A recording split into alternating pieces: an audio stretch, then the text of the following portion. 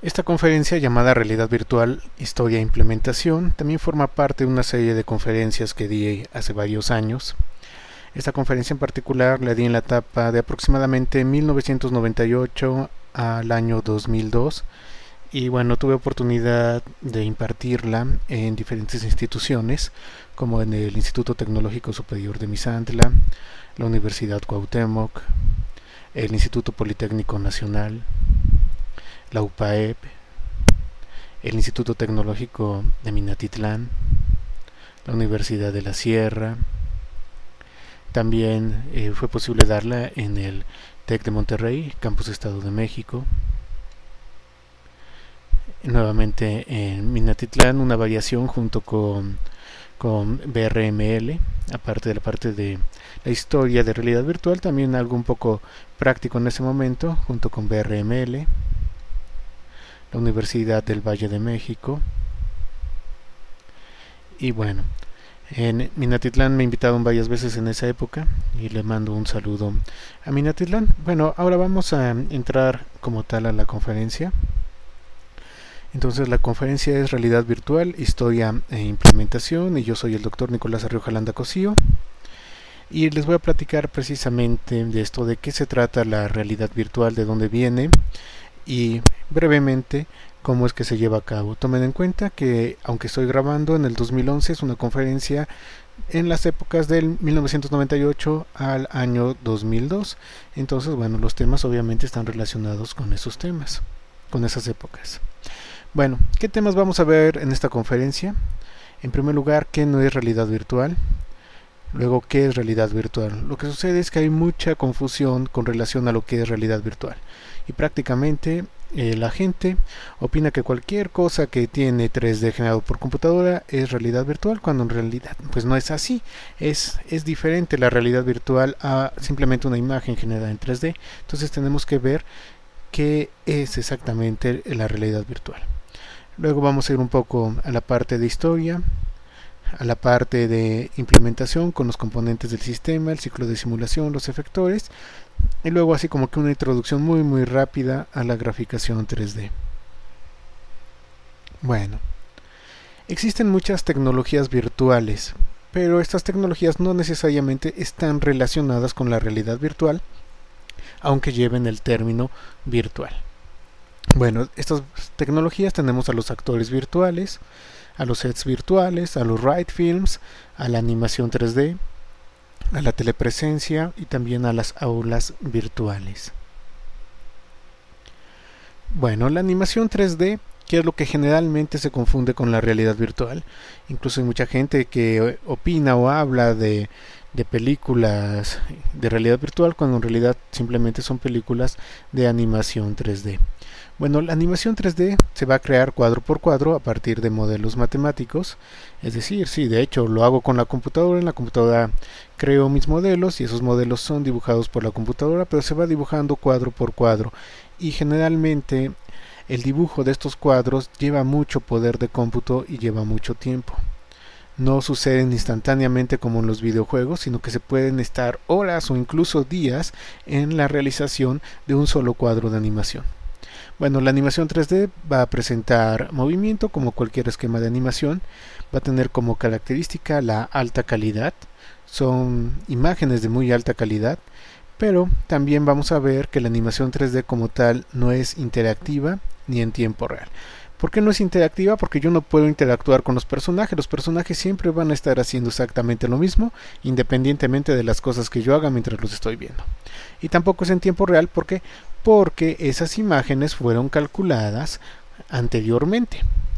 Fueron calculadas precisamente en el proceso de producción de la película y no en el momento en el cual yo lo estoy viendo. Bueno, tenemos también los sets virtuales. Los sets virtuales simplemente son fondos que se generan por computadora. Se utilizan mucho en la parte de televisión, cuando tenemos un conductor y atrás de él aparece un mundo generado por la computadora. Bueno, eso es lo que vendría a ser un set virtual. El set virtual va a tener cierto grado de interacción entre el presentador y la información que está presentando, pero el set virtual, aunque tiene interacción, no es inmersiva. ¿Por qué? Porque yo no me siento adentro de ese mundo virtual. Yo percibo que el conductor es el que está dentro de ese mundo virtual, pero yo no me siento parte de ese mundo virtual.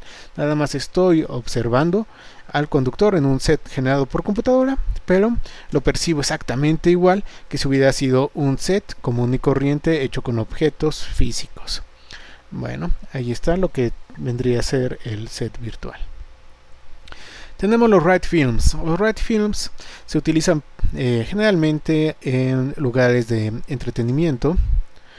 ¿Y qué tienen? Bueno, son una especie como de cine pequeño en el cual vamos a tener butacas, y estas butacas van a tener movimiento de acuerdo a lo que presenta la película. Obviamente el write film va a tener alta calidad. Las imágenes van a ser previamente creadas como en el proceso de la animación. Bueno, no va a ser interactiva porque yo no voy a interactuar con lo que está sucediendo ahí, pero sí va a ser inmersiva. ¿Por qué? Porque yo sí me voy a sentir que formo parte de ese mundo que estoy viendo. Entonces, para crear la inmersión, generalmente vamos a tener pantallas muy grandes, vamos a tener imágenes de muy alta calidad y vamos a tener el movimiento de las butacas para arriba, para abajo, adelante, atrás, arriba, para donde sea. Y eso es lo que me va a generar la sensación de que yo me encuentro adentro de ese mundo virtual. Pero bueno, no es interactiva. Y también las imágenes son previamente creadas. Otra tecnología virtual que tenemos es la telepresencia. En este caso, bueno, la imagen no se genera por computadora, simplemente tenemos un robot con cámaras que se encuentra en algún lugar del mundo y bueno, tengo algún mecanismo que me permita observar lo que está viendo el robot y de acuerdo a cómo yo me muevo, el robot haría también ese tipo de movimientos para que yo sintiera que me encuentro en ese lugar remoto. Bueno, la telepresencia sí va a tener inmersión y va a tener interacción, pero la interacción la va a proveer el mundo real, no la provee como tal la computadora. Y las imágenes también las provee el mundo real, no las provee la computadora. La telepresencia es una tecnología bastante interesante y bueno, se puede utilizar en múltiples aplicaciones. Se ha utilizado en medicina, se utiliza también ahora en el espacio. Hay un robot con telepresencia en la estación espacial. Entonces, bueno, es una tecnología también muy interesante. Tenemos las aulas virtuales que llevan este término de virtual, pero realmente el término se usa para designar que la clase no es presencial y no tiene ninguna relación directa con la realidad virtual. Entonces, las aulas virtuales no hay ninguna relación con la realidad virtual, aunque lleven el término virtual. Muy bien. Ahora sí, ¿qué es la realidad virtual? Bueno, vamos a ver cómo podemos definir a la realidad virtual y cuáles son sus características. En primer lugar, es una experiencia creada por la computadora en la cual el usuario se sumerge dentro de esta experiencia. Es decir, la computadora va a generar una experiencia, va a generar un mundo y yo, por medio de los aparatos que tenemos, voy a sentir que estoy adentro de ese mundo. Voy a estar sumergido en ese mundo. Bueno, en la realidad virtual tratamos de utilizar la mayor cantidad de sentidos posibles. No solamente la vista, también tenemos que meter la parte del audio, tenemos que tener sensaciones táctiles si es posible, la parte kinestésica, sentir el movimiento también. Eso es muy importante porque entre mayor sea la cantidad de sentidos que nosotros estamos utilizando, mayor va a ser la inmersión que yo voy a tener adentro de ese mundo. Tiene tres características la realidad virtual. En primer lugar, es inmersiva, es interactiva y es en tiempo real. Un poquito más adelante vamos a ir viendo estas características. Y la realidad virtual es una tecnología multidisciplinaria. Es decir, que gentes de diferentes disciplinas intervienen en la creación de una aplicación o de un sistema de realidad virtual. Hay que tener conocimiento de varias disciplinas para hacer un sistema de realidad virtual correctamente. Ok, vamos a observar la inmersión. ¿Qué es la inmersión? Bueno, la inmersión es cuando yo precisamente siento que estoy metido ahí, siento que estoy metido en ese mundo. Es decir, el usuario se va a aislar del mundo real y va a sentir como si realmente estuviera ahí. ¿Cómo puede suceder la inmersión? Bueno, la inmersión puede suceder por medios físicos o por medios psicológicos. Los medios físicos nos van a servir para aislarnos y que nuestros sentidos entonces perciban lo que nos envía la computadora en lugar de percibir lo que es el mundo físico real. Entonces podemos utilizar cascos, sistemas de video, sistemas de audio o también otros aparatos. Y tenemos también muy importante lo que son los medios psicológicos. Los medios psicológicos tienen que ver en la forma como nosotros empezamos a sentir que eso que está presentándonos la computadora es real. Entonces tiene que ver con qué tanto consideramos como real la experiencia que nos da la máquina.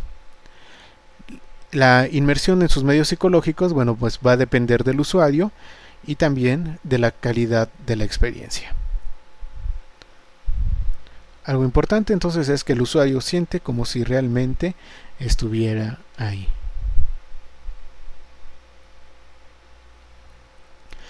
Bueno, tenemos también la interacción. En la interacción, ¿qué tenemos que tomar en cuenta? Pues la interacción tiene que ver en que las cosas que yo llevo a cabo, lleven a cabo cambios en el mundo y esos cambios en el mundo se vean reflejados hacia mí. Es decir, yo estoy interactuando con el mundo. Estoy llevando a cabo una interacción con ese mundo. Los objetos van a responder a los eventos o a las cosas que el usuario esté llevando a cabo. Bueno, en la interacción el universo va a tener sus propias leyes físicas y los objetos van a reaccionar a estas. Podemos utilizar leyes de física newtoniana o cuántica, o podemos utilizar leyes físicas inventadas por el programador. No necesariamente la interacción tiene que ser totalmente real en cuestión de las mismas leyes que tenemos en el mundo que habitamos. Entonces podemos usar leyes de física newtoniana, leyes de física cuántica o leyes de física inventadas por nosotros. Pero el punto importante es que los objetos responden a las cosas que nosotros hacemos. Si yo estoy viendo simplemente una animación en 3D y muevo el brazo, la animación en 3D no va a hacer absolutamente nada. Pero si yo estoy en un mundo de realidad virtual y muevo el brazo, posiblemente voy a pegarle a algún objeto y ese objeto va a rodar o se va a caer. Y entonces yo ya tengo una interacción con el universo en el cual yo me estoy metiendo. Muy bien. Tenemos también la parte del tiempo real. Y es que las imágenes se calculan y se realizan en el momento. La necesidad del tiempo real tiene que ver precisamente con la parte de interacción, porque yo no puedo tener tantas imágenes precalculadas para poder predecir cualquier acción posible del usuario. Entonces resulta más fácil, mejor ver qué acciones está haciendo el usuario y en ese momento ponerme a dibujar las imágenes que tienen que representar las acciones que está llevando a cabo y cómo responde al mundo. Bueno, eso me lleva a que las imágenes se tienen que calcular en el momento. Se realizan exactamente en el momento que está sucediendo la acción y por eso le llamamos tiempo real. Obviamente, la cantidad de cómputo que nosotros tenemos que llevar a cabo es mucho. Es computacionalmente muy intensivo y dependiendo, bueno, del sistema que tengamos, todo esto se debe de calcular en 0.0333 de segundo. Es decir, tenemos que tener cuando menos 30 cuadros por segundo para que el mundo se sienta que tiene un nivel de interacción adecuado. Más cuadros por segundo es mejor. Y bueno, cuando tenemos esto, entonces vamos a sentir que los objetos que estamos teniendo en el mundo y sobre los cuales estamos interactuando están respondiendo en el mismo momento en que nosotros llevamos a cabo la interacción. Supongamos que yo muevo un cubo en el mundo virtual y se tarda 2 segundos en que el cubo reaccione ante mí. Bueno, entonces voy a perder el encanto precisamente de la interacción. Pero si en el momento en el cual yo estoy moviendo el cubo se mueve, entonces yo voy a percibir eso muchísimo más real. Entonces, bueno, es las ventajas que me está dando precisamente el tiempo real.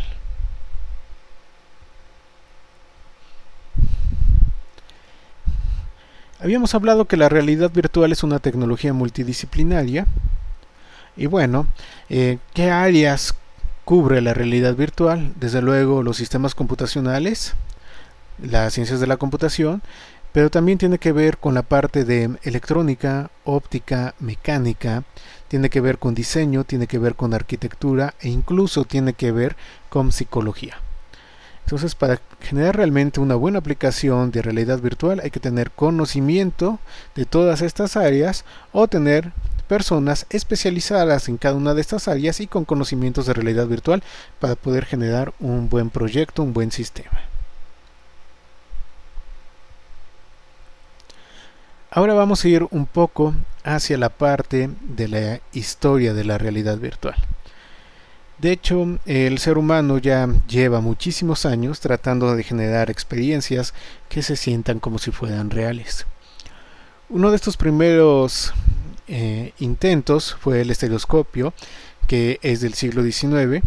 Y en el estereoscopio nosotros teníamos dos imágenes, una para el ojo izquierdo y otra para el ojo derecho, y cuando nos acercábamos para ver las imágenes, lo colocábamos como si fuera una especie de binoculares. Entonces observábamos esas imágenes, que generalmente dan fotografías, como si tuvieran precisamente el aspecto de 3 dimensiones. De hecho, a partir de las ideas del estereoscopio se ha desarrollado muchísima tecnología que nos da este tipo de percepción, precisamente de profundidad en 3 dimensiones. También, tenemos el kinescopio, que posteriormente se convirtió en el cine. Otro intento de hacer que precisamente fuera haciendo cada vez más real eso que tenemos. Ahora tenemos ya movimiento. Luego tuvimos el cinerama, que no es otra cosa más que un cine que cubre 180 grados horizontalmente, cubre todo nuestro campo de visión, y también eso nos permite percibir como si fuera más real. Un aparato que fue bastante interesante es el sensorama. Es un aparato del siglo XX. Ahí tenemos una fotografía, y el sensorama realmente lo que intentaba era utilizar la mayor cantidad de sentidos, y proyectaba una película, y al mismo tiempo que estábamos viendo la película ahí en el aparato, teníamos sonido estereofónico. Desde luego la película era estereográfica. También generaba aromas y tenía vibraciones. Es decir, que teníamos varios sentidos trabajando al mismo tiempo, y con eso esperábamos tener precisamente la sensación de que fuera real lo que estábamos percibiendo en el sensorama. Fue un intento bastante interesante, pero desde luego le faltaba la parte de ser interactivo. Cuando nosotros tenemos un sistema de realidad virtual, vamos a tener lo que conocemos como un ciclo de retroalimentación. ¿Por qué es un ciclo de retroalimentación? Porque el usuario va a llevar algo a cabo, la computadora va a responder a eso, y el usuario va a responder a lo que respondió la computadora. Es decir, que yo tengo este ciclo que se está formando. Entonces mi usuario hace algo, ese algo es detectado por los efectores de entrada, que lo manda al motor de realidad. El motor de realidad va a responder a lo que hizo el usuario modificando el mundo, y también lo va a mandar a los efectores de salida. ¿Para qué? Para que a través de los sentidos lleguen al usuario. Los efectores de salida y los de entrada los vamos a ver un poquito más adelante. Entonces el usuario nuevamente responde a lo que ha sucedido en el mundo virtual, y este ciclo se repite hasta que la aplicación finalice. Es lo que conocemos como ciclo de retroalimentación. Tenemos dos tipos de efectores: los efectores de salida y los efectores de entrada. Los efectores de salida son dispositivos que estimulan los sentidos para crear una sensación de presencia. Es decir, podríamos tener aquí un casco de realidad virtual, podríamos tener también el sistema de audio, podríamos tener sistema de movimiento, todos esos dispositivos que van a estimular los sentidos del usuario. Y tenemos los efectores de entrada, que van a captar las reacciones del usuario. Es decir, son una serie de sensores que quizás capten el cambio en el movimiento del usuario, en la orientación de la cabeza, en la posición de las manos, diferentes cosas. Los efectos de entrada entonces nos sirven para saber qué es lo que está haciendo el usuario. Este es un diagrama de los componentes de un sistema de realidad virtual. Lo vamos a tener dividido en dos partes. En la parte izquierda tenemos los efectores, y en la parte derecha vamos a tener el motor de realidad, que como tal es la computadora y mucho hardware en que va a estar llevando a cabo la construcción del sistema de realidad virtual. Bueno, los efectores vamos a poder tener tanto de entrada y de salida. En primer lugar tenemos el casco de realidad virtual, que funciona tanto de entrada como de salida. ¿Por qué? Bueno, es de salida porque presenta imágenes y presenta sonidos al usuario, pero también es de entrada porque al mover la cabeza manda información a la computadora acerca de la orientación e incluso puede ser la posición de la cabeza. Tenemos el guante y tenemos otro tipo de dispositivos como por ejemplo el Force Ball o cualquier otra cosa. Bueno, estos dispositivos, estos efectores de entrada van a mandar la información precisamente al motor de realidad. Y por medio de hardwares especializados, tarjetas que hagan falta, dispositivos sensores, etcétera, entonces manda la información a lo que vendría a ser los puertos de entrada y salida de la computadora. Estos puertos van a tener una interfase hacia lo que nosotros vamos a conocer como la aplicación. Adentro de la aplicación vamos a tener un módulo que es el administrador de simulación, o como algunas personas lo conocen como el motor, y también vamos a tener la aplicación del usuario que lleva la lógica particular para esa aplicación. El administrador de simulación se encarga principalmente de la parte de renderizado 3D, generación de sonidos 3D y un montonal de cosas más. Bueno, el administrador de simulación desde luego se tiene que comunicar con la base de datos 3D y con la aplicación de usuario. ¿Para qué? Para saber cuál es la lógica que debe de llevar a cabo y cuáles son los objetos que tiene que dibujar. Ya que tiene toda esa información, entonces se tiene que dirigir nuevamente hacia la interfase y en este caso iría hacia los efectores de salida, que puede ser la fuente de sonido, las tarjetas de video, el procesador de audio 3D, y entonces ya lo manda al exterior para que el usuario lo perciba. Como ven, no es otra cosa más que el ciclo de simulación y retroalimentación que habíamos visto, ya se está llevando a cabo, pero por parte de los componentes. Entonces, este es un diagrama muy general acerca de cómo podría ser un sistema de realidad virtual.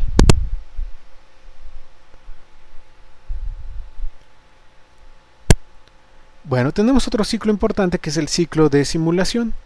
Y el ciclo de simulación, bueno, desde luego es un ciclo que se va a llevar a cabo para que nosotros podamos observar todo lo que está sucediendo. Tiene dos partes, una parte que no se lleva a cabo en tiempo real y una parte que se lleva a cabo en tiempo real, que es como tal ya el fuerte del ciclo. Bueno, la parte que no lleva a cabo el tiempo real no es otra cosa más que quizás leer la geometría, un preproceso, inicialización de la aplicación, inicialización del hardware, todo este tipo de cosas. Y en la parte de en tiempo real vamos a ver que este ciclo que se está llevando a cabo pues una infinidad de veces, se debe llevar cuando menos a cabo 30 veces por segundo, y realmente también nos va a recordar al ciclo de retroalimentación y vamos a ver cómo funciona. En primer lugar vamos a tener comunicación con los sensores para saber qué es lo que ha hecho el usuario. Tenemos que mover los objetos según la información de los sensores, es decir, aquí estamos teniendo a cabo la parte precisamente de la interacción. Mi mundo está respondiendo a lo que hizo el usuario. Bueno, obviamente vamos a procesar acciones del usuario, vamos a ejecutar funciones de los objetos. ¿Por qué? Porque los objetos también se pueden mover de manera independiente al usuario. Cada objeto puede tener su propia lógica y pueden llevar a cabo sus propias funciones con o sin intervención del usuario. Bueno, ya que acabamos de hacer todo este rollo de tener los objetos y de haber actualizado nuestro mundo, entonces procedemos a hacer el render de la imagen derecha e izquierda, es decir, la imagen que va a ir para el ojo izquierdo y la imagen que va a ir para el ojo derecho. A partir de ahí procesamos el audio, porque también esas acciones tanto del usuario como de los objetos pueden llevar a cabo acciones de audio, entonces tenemos que procesar audio y mandamos toda esa información de salida al usuario y regresamos y hacemos nuevamente nuestro ciclo. Y esto va a estar continuamente hasta que decidamos finalizar la aplicación. Bueno, ahora vamos a ver algo del hardware. Vamos a conocer algo del hardware precisamente que utilizamos con la realidad virtual. En primer lugar, aquí tenemos un ejemplo de un casco que que bueno, tiene pantallas para el ojo derecho, el ojo izquierdo, etcétera. Bueno, los cascos de realidad virtual son muy importantes porque para la mayoría de la población la vista es el sentido más importante. Y entonces la inmersión está muy relacionada con los estímulos visuales. La inmersión está muy relacionada con las cosas que nosotros estamos viendo. También los cascos van a proveer no solamente imágenes para los ojos, sino que también van a proveer sonidos. Entonces vamos a tener sonido 3D, y el sonido 3D lo usamos porque cuando tenemos sonido en 3D nos crea también sensaciones espaciales, y de esa manera la inmersión se lleva a cabo de una mejor forma. Entonces aquí tenemos un ejemplo de un casco. Un poco más adelante les mostraré algunos modelos diferentes de cascos. Bueno, ¿cómo funciona un casco? Bueno, el casco va a tener un sistema óptico. Ahí tenemos al usuario y vamos a tener algo que proyecte una señal de video para el ojo izquierdo y que proyecte una señal de video para el ojo derecho. Podemos tener pantallas de LCD, que generalmente es lo que se utiliza, o pantallas de LED, que también ya se lleva a cabo. Bueno, entonces tenemos precisamente acá nuestras pantallas, y las pantallas, ¿qué es lo que van a hacer? Bueno, aquí están nuestras pantallitas, van a presentar una imagen, y por medio de un sistema de lentes que nosotros tenemos, el usuario va a poder ver estas pantallas sin ningún problema. Va a poder observar estas pantallas sin forzar la vista. Entonces, el sistema óptico del casco se compone precisamente del LCD y de los lentes necesarios. Ahora, obviamente ese sistema óptico tiene que llevar un diseño y tenemos que tomar en cuenta una serie de factores ópticos.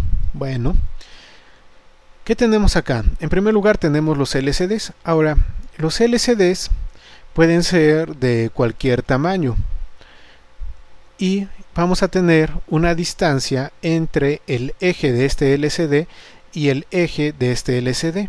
Y es lo que nosotros conocemos como espacio interaxial. Bueno, nuestros ojos también vamos a tener una distancia entre el centro de la pupila del ojo izquierdo y el centro de la pupila del ojo derecho. Y es lo que nosotros conocemos como distancia interpupilar.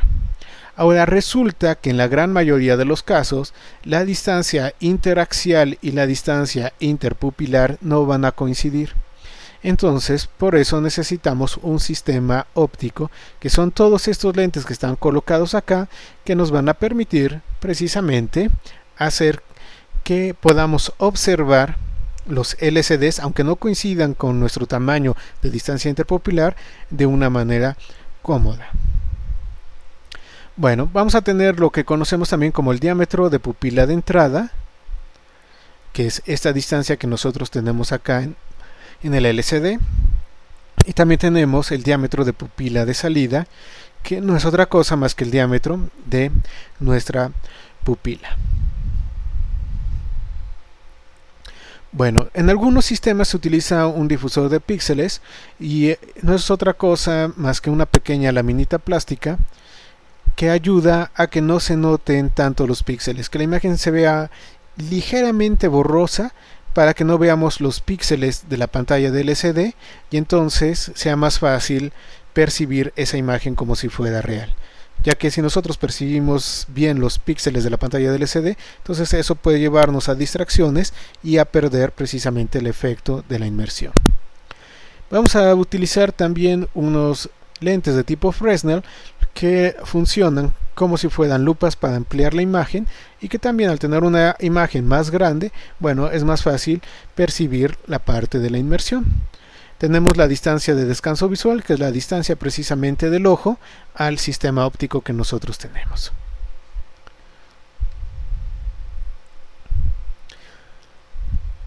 Bueno, aparte de los factores ópticos que ya vimos, vamos a ver que también necesitamos ciertos factores visuales en realidad virtual para sentir que esa imagen es lo más real posible.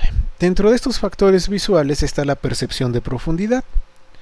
La percepción de profundidad es lo que nos permite sentir por medio de la vista qué objeto está más lejano o más cercano que otro. Bueno, dentro de esto vamos a tener la perspectiva lineal. La perspectiva lineal, ¿qué es? Bueno, es algo muy sencillo, es la clásica perspectiva cuando nosotros nos paramos sobre las vías del tren y vemos hacia el horizonte, vemos como si las líneas del tren se unieran en un solo punto, que es el punto de fuga. Entonces la perspectiva lineal nos dice que los objetos, entre más lejanos estén, se van haciendo más pequeños y se acercan más hacia el punto de fuga. Y los objetos, entre más cercanos estén, se van haciendo más grandes. Tenemos también la oclusión. La oclusión me indica que un objeto cercano va a tapar a un objeto lejano. Las sombras también me sirven para tener información acerca de las posiciones relativas de los objetos. Si yo tengo un objeto y ese objeto está mandándole una sombra y la sombra cae sobre otro objeto, entonces yo puedo darme una idea de la relación espacial que existe entre esos dos objetos. Yo puedo decir aproximadamente cómo se encuentran posicionados. Tenemos diferentes tipos de perspectivas. La perspectiva de detalle. En esta los objetos más lejanos los percibimos con menos detalle que los objetos más cercanos. La perspectiva aérea, en la cual los objetos más lejanos se ven ligeramente más azulados que los objetos cercanos. ¿Por qué sucede esto? Porque la atmósfera no es totalmente cristalina, sino que tiene ciertos gases, tiene polvo, tiene vapor de agua. Entonces los objetos que se encuentran más lejanos, bueno, van a verse ligeramente tapados por todos estos factores y eso les va a cambiar el color. Y tenemos desde luego la parte relacionada con el paralaje. El paralaje, ¿qué quiere decir? Quiere decir que cuando yo estoy en movimiento, los objetos que están más cercanos se van a mover más rápido que los objetos que se encuentran más lejos.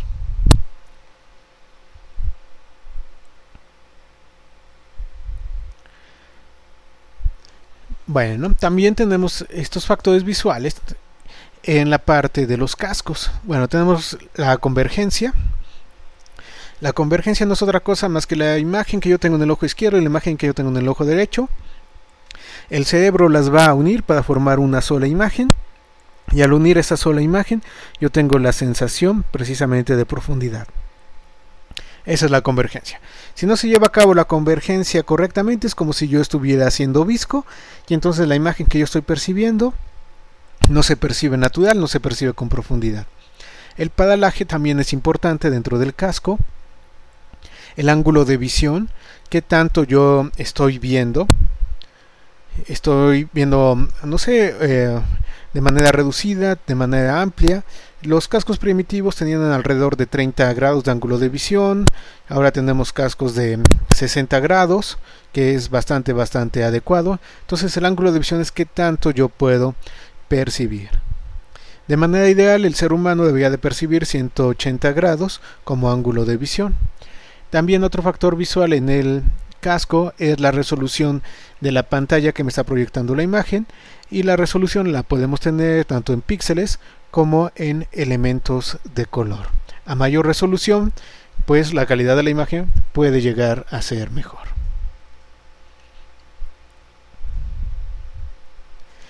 El sonido en 3D también va a salir por medio del casco y va a crear la sensación de que un sonido se encuentra en una posición espacial. Es decir, si yo veo un carro que se encuentra aproximadamente a 20 metros a mi derecha y ese carro suena la bocina y yo escucho el sonido como si estuviera enfrente, entonces bueno, voy a tener ahí algunos detalles, algunos problemas. Pero sin embargo, ese carro suena la bocina y yo percibo el sonido exactamente en esa posición de 20 metros a mi derecha, entonces sí voy a tener una relación espacial entre lo que estoy viendo y también una relación espacial entre lo que estoy oyendo. Entonces puedo saber muy bien qué objeto es el que está emitiendo qué sonido. Entonces es muy importante el sonido 3D para crear la sensación de la inmersión. Bueno, para crear sonido 3D tenemos que tomar en cuenta la posición del que está escuchando, la posición de quien está emitiendo el sonido. También hay que tomar en cuenta pues el movimiento relativo entre la fuente del sonido y el que escucha. Es importante también lo que conocemos como el tiempo interaural, porque el cerebro utiliza las diferencias de tiempo interaurales precisamente para calcular la posición del sonido. Esto significa que el sonido no va a llegar exactamente al mismo tiempo a mi oído izquierdo que a mi oído derecho. Entonces, esa pequeña diferencia de tiempo entre mis dos oídos les sirve al cerebro para calcular la posición de donde se encuentra el sonido. También vamos a tener diferencias de amplitud interaurales. El volumen con el que llega al oído izquierdo no es el mismo con el que llega al oído derecho. También hay diferencia de frecuencias. Y si nosotros queremos llevar a cabo una simulación de sonido 3D que sea súper realista, tenemos también que tomar en cuenta las funciones de transferencia relacionadas con la cabeza. ¿Por qué? Porque la cabeza, curiosamente, también funciona como caja de resonancia y no solamente el oído percibe directamente del aire los sonidos, sino que también lo puede percibir por medio de la transmisión del sonido vía los huesos. Entonces todo este tipo de características hay que tomarlas en cuenta para poderlo colocar ahí y crear un sonido 3D que sea súper realista. Bueno, el sonido 3D como tal que sea sumamente real es también costoso computacionalmente, y si vamos a crear un sonido 3D que tome en cuenta todas estas características, vamos a necesitar alrededor de 1200 megaflops de poder de cómputo. Entonces, bueno, si requiere bastante poder de cómputo. Afortunadamente las computadoras y los circuitos digitales van creciendo constantemente en su poder de cómputo y cada vez es más fácil poder llegar a tener este tipo de simulaciones. Bueno, vamos a checar otro efector, que en este caso pues es el guante. Aquí el guante, ¿para qué nos sirve? Bueno, es un guante que nosotros nos colocamos en la mano y según los movimientos que hagamos con la mano los percibe la computadora y de esa manera podemos interactuar con el mundo virtual. Entonces van a servir para dar información del movimiento de la mano. Vamos a tener tres tipos de guantes, que son los mecánicos, los resistivos y los ópticos. Entonces estos movimientos que yo hago con el dedo se van a ver transferidos a la computadora para que yo pueda interactuar con los objetos que se encuentran adentro del mundo virtual. Bueno, los guantes no solamente me pueden dar información acerca de los movimientos de la mano, sino que también me pueden dar información acerca de la posición y orientación de la mano en el espacio, dependiendo del tipo de guante y de los sensores que yo esté utilizando en algún momento.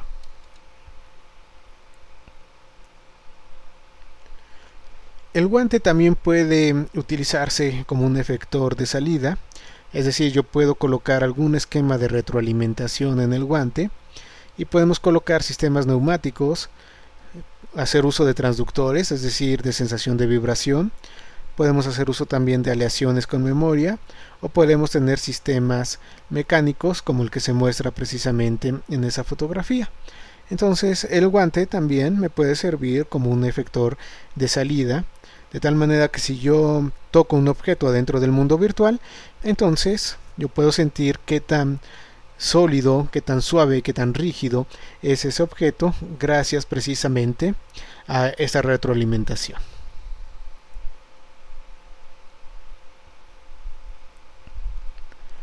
Bueno, tenemos otras formas de retroalimentación. Podemos tener la retroalimentación por fuerza. Un ejemplo de esto también es las plataformas móviles, que se utilizan mucho en los ride films, aunque desde luego se puede crear una plataforma móvil más pequeña que solamente lleve una persona. Ahí tenemos una fotografía de una de estas plataformas.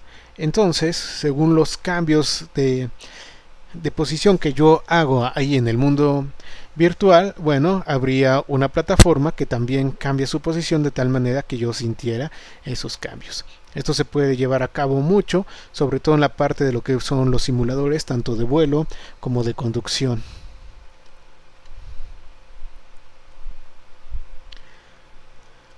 Necesitamos tener sensores para saber qué es lo que está haciendo el usuario, en dónde se encuentra y hacia dónde está viendo. Es decir, yo necesito tener sensores que me indiquen la posición y sensores que también me sirvan para indicar la orientación. es decir, en dónde se encuentra el usuario y, ya que sé en qué lugar está, hacia dónde está viendo. Vamos a tener diferentes elementos que hay que tomar en cuenta para la selección de un sensor de posición orientación. Tenemos la latencia, que vendría a ser el tiempo que le toma al sensor el percibir precisamente ese cambio. Es decir, yo me moví de posición, ¿cuántos milisegundos le toma al sensor darse cuenta que yo me he movido? La velocidad de actualización, vamos a tener velocidades de actualización de 30 veces por segundo, 60 veces por segundo. También hay que tomar en cuenta la interferencia. El sensor es sensible a interferencia electromagnética, que puede ser, por ejemplo, prendo un radio y al prender ese radio se le genera algún tipo de interferencia al sensor. Podemos tener también interferencia óptica y algunos sensores que son sensibles a luz infrarroja. Entonces, si saco ese sensor al sol, puedo tener ahí algún tipo de interferencia. La precisión, qué tan exacto es ese sensor, me va a medir en milímetros, décimas de milímetros, centésimas de milímetros, la posición, el rango, qué tan lejos puede estar el sensor de la caja de control y todavía poder percibir la información, los grados de libertad y si la posición que nos va a dar es relativa o absoluta. Entonces tenemos aquí un pequeño diagramita en el cual tenemos la fuente, que puede ser óptica, inercial, mecánica, magnética o acústica, y tenemos también el sensor. El sensor, entonces, gracias a la fuente, puede percibir diferentes valores y esos valores los manda a la caja de control y al procesador de señales.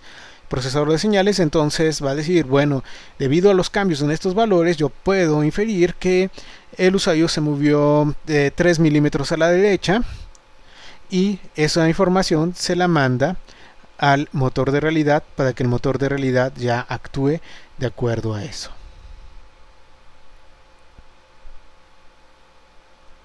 Ahora, ¿cómo vamos a diseñar el universo virtual? Bueno, hay que tomar en cuenta que el universo virtual es el lugar donde los usuarios van a estar, van a interactuar. Entonces, los usuarios desde luego van a tener una forma de comunicación. Los usuarios pueden ser creativos en ese universo. El universo puede estar diseñado para aumentar la productividad, para aumentar la movilidad. Y desde luego, también los usuarios pueden tener control sobre los objetos del universo. Entonces, el universo que nosotros estemos diseñando debe de permitir la necesidad humana de construir complejidad. El ser humano no puede vivir en un universo que solamente sea un plano. Necesitamos universos que sean complejos, en los cuales podamos crear cosas, hacer cosas, movernos, interactuar. El universo debe de ser complejo, debe de permitirnos precisamente enriquecernos con esa complejidad que podemos colocar ahí.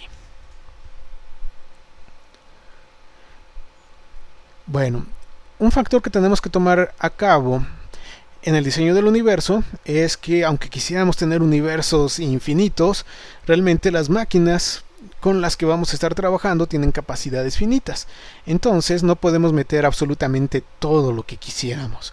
Entonces, esto nos lleva a pensar en una forma como nosotros podríamos maximizar la experiencia y minimizar el cómputo requerido.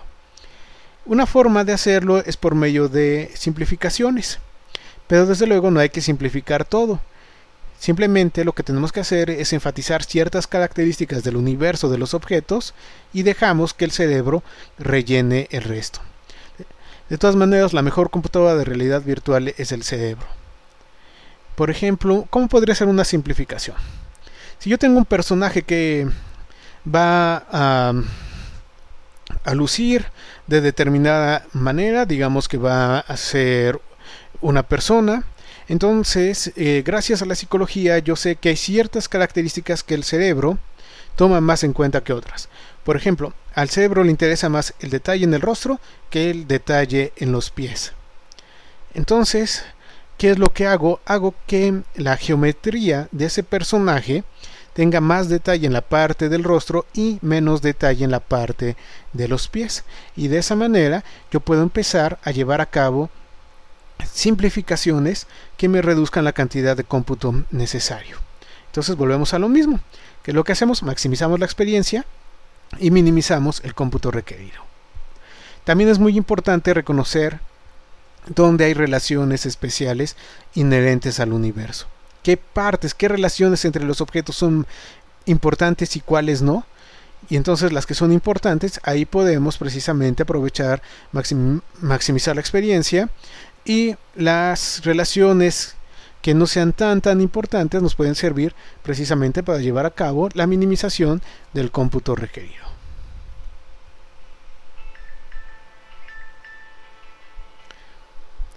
Bueno, también tenemos la parte de la orientación.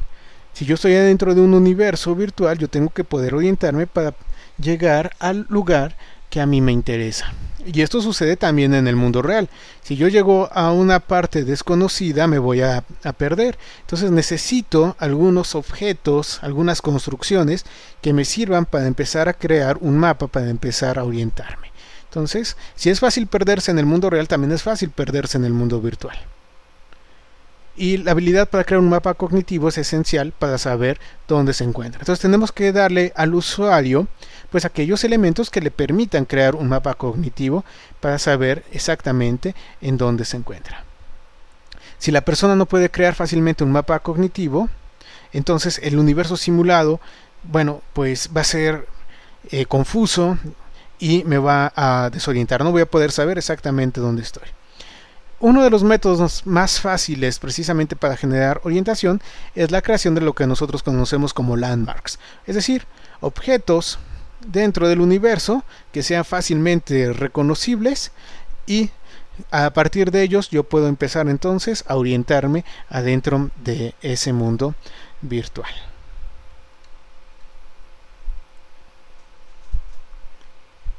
Bueno, ¿cómo resolvemos entonces la orientación?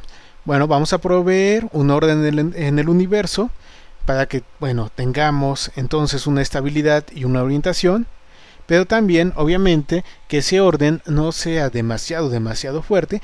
¿Por qué? Porque nosotros tenemos que tener un universo que sea flexible para que el usuario pueda llevar a cabo cosas. Es decir, tenemos que hacer un universo que sea flexible para que podamos tener cambios en el mismo universo y también llevar a cabo interacciones con lo que haga el usuario en un momento en particular.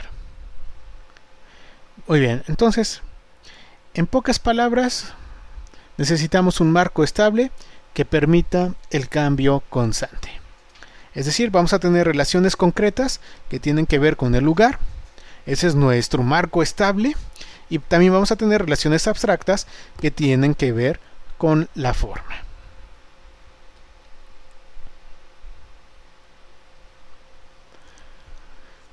Bueno, factores para la construcción de un mapa cognitivo. Desde luego ya habíamos hablado de los landmarks. Y esto es bastante bueno.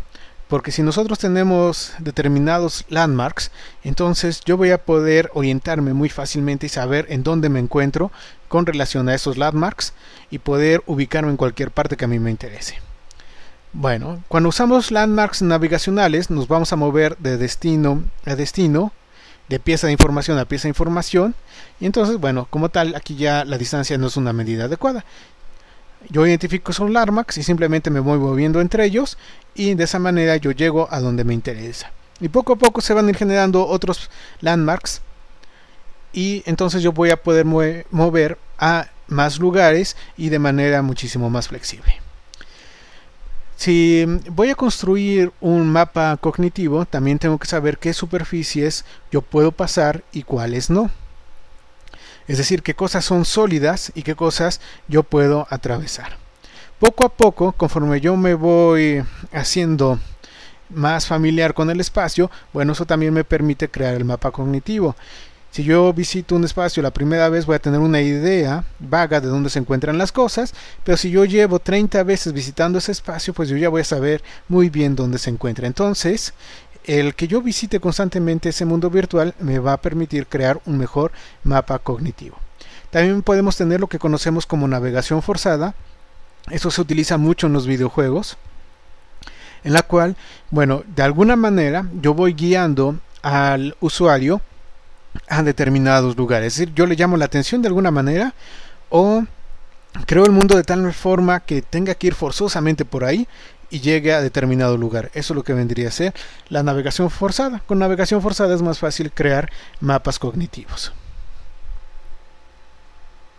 Si a mí me interesa de alguna manera controlar el movimiento del usuario adentro del mundo, entonces lo podemos hacer llamando su atención. Entonces hacemos objetos que presenten animación o sonidos, o podemos tener iluminaciones especiales que hagan que cierto lugar sea más atractivo que otro. Podemos hacer uso del contraste también para llamar la atención a determinado lugar, o también podemos aprovechar el contexto para que ese objeto entonces se vuelva más importante que los demás objetos que están en ese espacio y el usuario se dirija hacia ahí. Entonces tenemos también la parte del control del movimiento.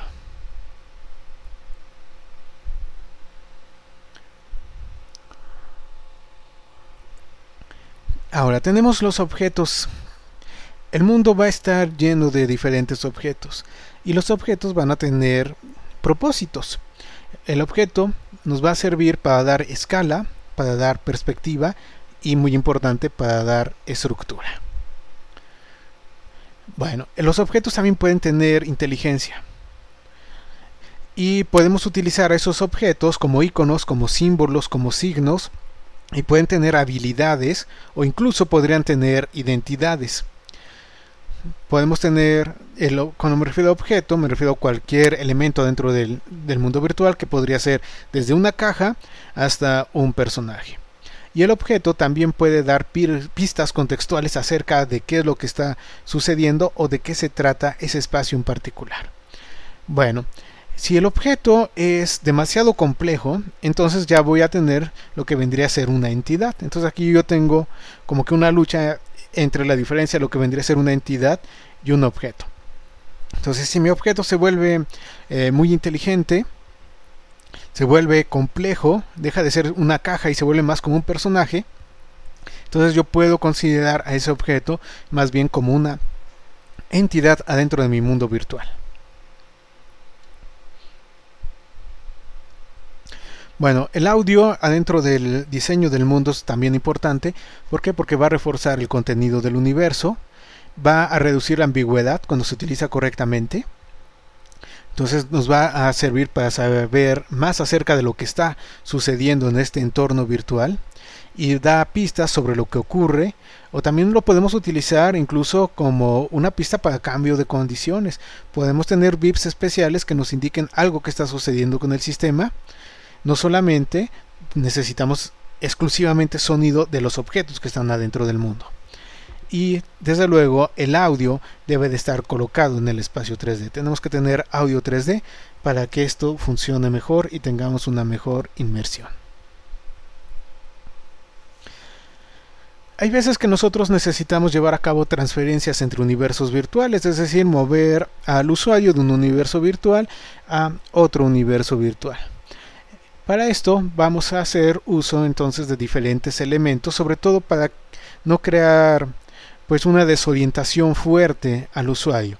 Podemos utilizar pistas de audio que indiquen que vamos a llevar a cabo un cambio. También podemos utilizar cambios en la representación del universo, como por ejemplo hacer un fade, de tal manera que estamos en un universo, se lleva a cabo el fade y aparezco en el otro universo. Aprovechar precisamente el uso de guías que le indiquen al usuario acerca de este cambio. Y algo importante es que no debemos olvidar una forma de retorno al universo anterior. Generalmente vamos a necesitarlo, aunque no siempre es el caso. Pero no hay que olvidar una forma de retorno al universo anterior. Muy bien, ahora vamos a la parte de la graficación en 3D. Esto desde luego no es más que una breve introducción. Bueno, vamos a generar este mundo virtual por medio de gráficas en 3D. ¿Y qué tenemos con relación a estas gráficas en 3D? Bueno, vamos a tener un modelo matemático Y ese modelo matemático no es otra cosa más que la abstracción de un objeto real representado en la computadora. Si yo tengo el cubo, creo un modelo matemático del cubo, lo meto dentro de la computadora y con eso la computadora ya puede trabajar y presentarme tantos cubos como me sean necesarios. Es decir, que realmente cuando yo quiero hacer gráficas 3D, tengo que hacer modelos matemáticos de los diferentes objetos que a mí me interesa mostrar. Bueno, vamos a trabajar en un universo de 3 dimensiones. Vamos a tener 3 ejes, me voy a poder mover para el frente, para atrás, para la derecha, para la izquierda o para arriba y para abajo. Y a partir de estos 3 ejes, bueno, yo puedo localizar cualquier punto en el espacio si sé sus coordenadas X, Y y Z. Voy a tener un eje al cual yo le llamo X, otro al cual yo le llamo Z y otro al cual yo le llamo Y. Entonces, si yo sé las coordenadas específicas de X, Y y Z, puedo localizar cualquier punto en ese espacio tridimensional.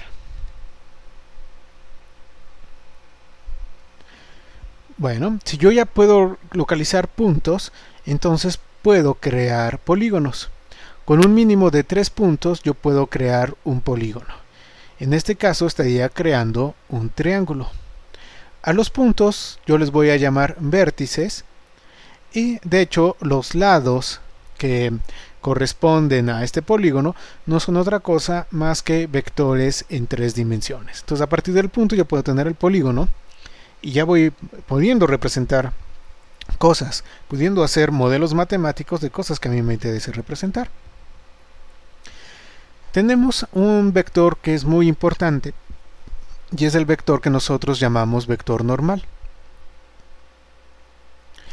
Bueno, el vector normal es el resultado del producto cruz de 2 vectores y es un vector que va a ser perpendicular al polígono y nos va a servir para dar la orientación del polígono. Es decir, yo puedo tener ahí mi triangulito, pero no sé mi triangulito para dónde está viendo. Entonces, ¿cómo resuelvo el problema de la orientación? Por medio simplemente de un vector normal.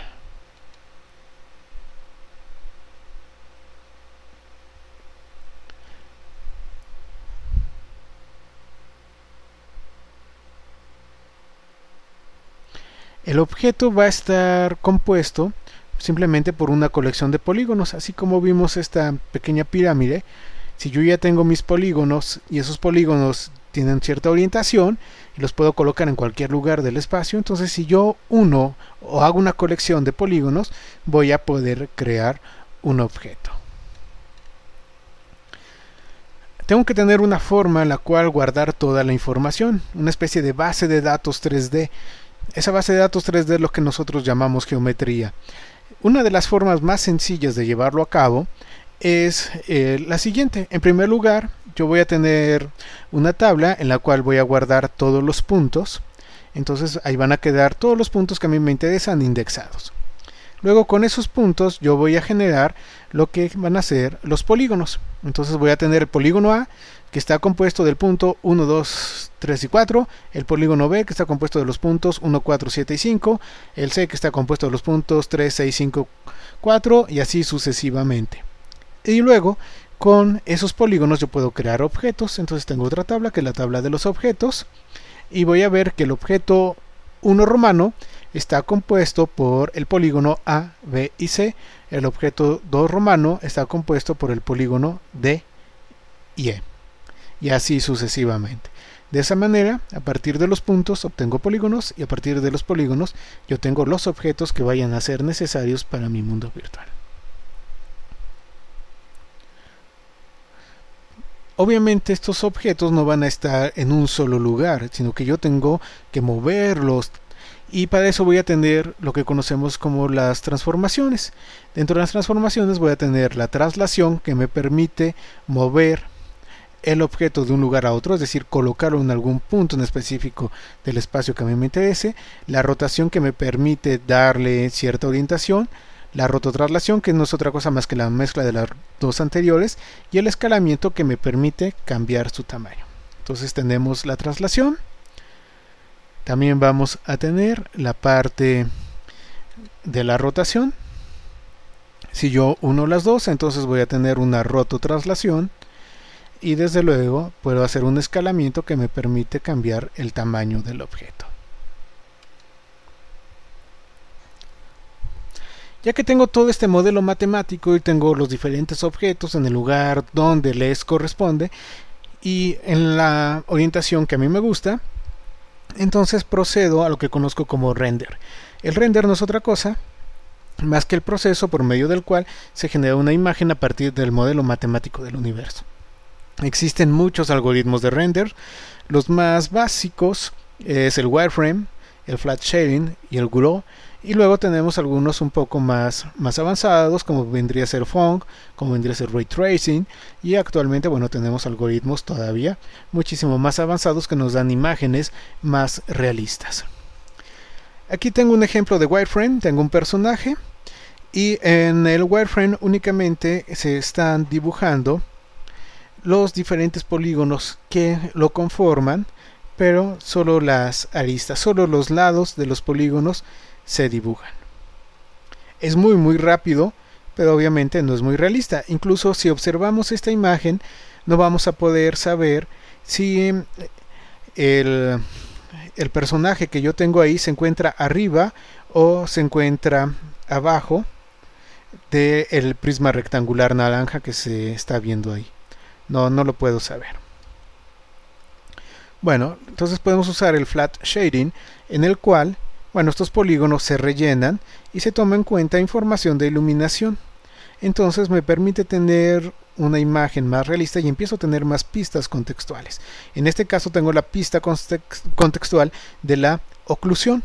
Entonces, al ver que mi personaje tapa precisamente al prisma naranja, entonces yo sé que se encuentra por arriba de él. Ahora, ¿qué tan por arriba de él? Esa es una pregunta.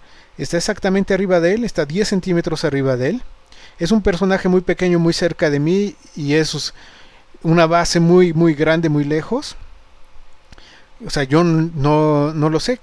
Nada más sé quién se encuentra más cerca que quién, porque me faltan más pistas contextuales para poder saber correctamente cómo está. Entonces necesito un algoritmo que me dé algo más realista para poderlo hacer. Bueno, si hacemos uso de Gouraud, vamos a ver que se suaviza precisamente el renderizado de la imagen. Ya no se ven tan toscos los polígonos, sino que los polígonos ahora se ven suavizados y el personaje luce mucho mejor. Si yo uso Phong con texturas, bueno, pues sigue incrementándose la calidad de la imagen. Se ve mucho mejor el personaje, se ve más realista. Ya la base ya se ve también más realista, se ve con material. Y si yo utilizo Ray Tracing, pues entonces aquí sí tengo un montonal de pistas contextuales más. Y entonces ya me permiten ver totalmente la relación que existe entre uno y otro. Yo sé exactamente dónde está el personaje, sé dónde está la base, y gracias al reflejo yo también sé qué tan arriba de la base se encuentra el personaje, que en este caso está colocado justamente arriba de la misma. Entonces esto es lo que vendría a ser el algoritmo de Ray Tracing. Bueno, aplicaciones de la realidad virtual tiene muchísimas. Puede estar en administración de información. Podemos hacer realidad virtual incluso con telepresencia, prototipos virtuales, realidad aumentada, que es lo de moda.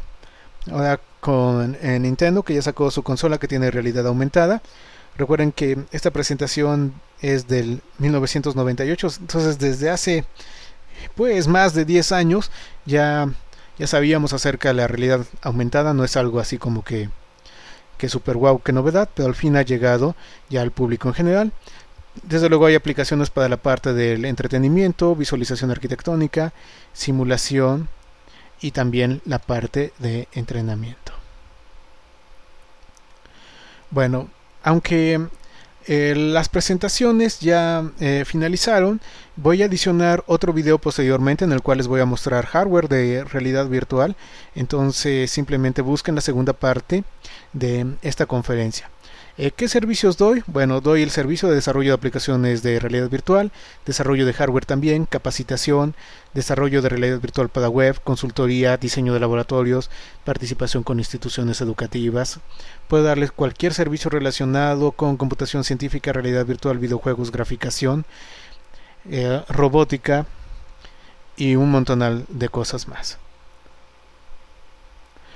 como me contactan a través de mi página web www.nicosio.com, y les recuerdo, por favor, busquen la segunda parte de esta conferencia para mostrarles unos videos de algunos equipos de hardware de realidad virtual que utilizamos precisamente en la época de estas conferencias.